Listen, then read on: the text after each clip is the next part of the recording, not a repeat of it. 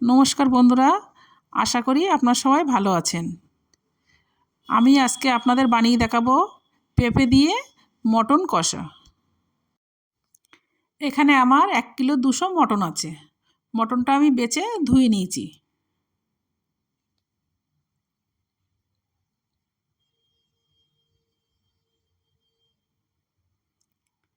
লঙ্কা বাটা দিয়ে দিচ্ছি 1 চামচ, আদা বাটা 1 চামচ, রসুন বাটা। এখানে আমি 2 চামচ টক দই দিয়ে দিচ্ছি। পরিমাণ মতো লবণ, পরিমাণ মতো হলুদ,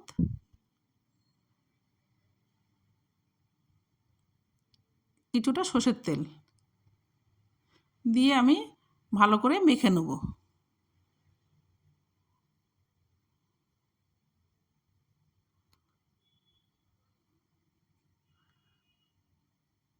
মাখা আমার হয়ে গেছে। আমি আধা ঘন্টার জন্য ঢেকে রাখবো। কড়াই আমি তেল দিয়ে দিচ্ছি,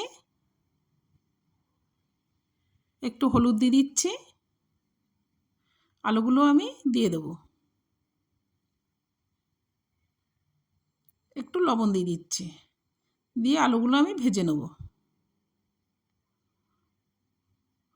আলুগুলো আমার ভাজা হয়ে গেছে, আমি তুলে নিচ্ছি। ফোড়নে শুকনো লঙ্কা, তেজপাতা, জিরে, পেঁয়াজগুলো আমি দিয়ে দিচ্ছি।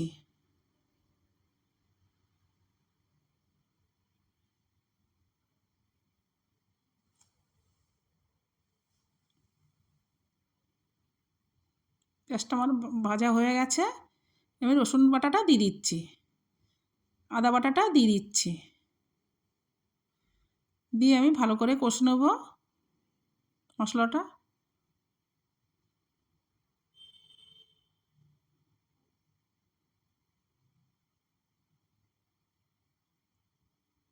লঙ্কা বাটা আমি 2 চামচ দিয়ে দেবো।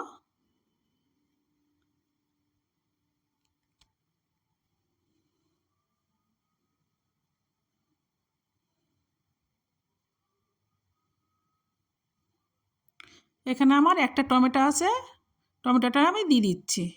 1 চামচ জিরে গুঁড়ো, 1 চামচ ধনের গুঁড়ো, 1 চামচ কাশ্মীর লঙ্কার গুঁড়ো, 1 চামচ লবণ, 1 চামচ হলুদ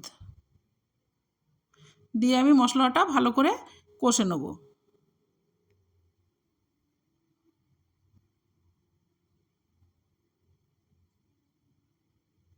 মশলাটা আমার কষা হয়ে গেছে, দেখুন তেল ছাড়ছে। এবার মাংসগুলো আমি দিয়ে দেবো।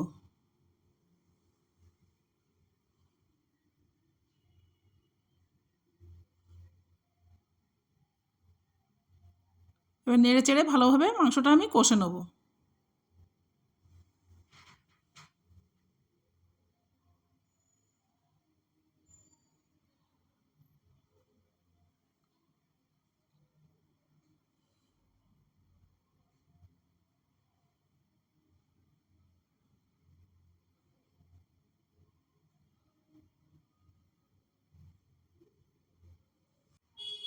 দেখুন এখানে পেঁপেটা আমার আগে থেকে কোচানো ছিল, আমি দিয়ে দিচ্ছি।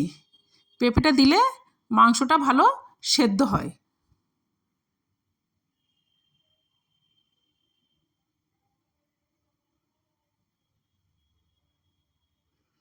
মটনটা আমার কষা হয়ে গেছে। এবার আমি পরিমাণ মতো জলটা দিয়ে দেবো।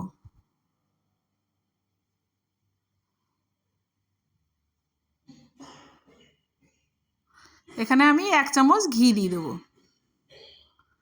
আমি গরম মশলাটা দিয়ে দিচ্ছি। দেখুন মটনটা আমার হয়ে গেছে।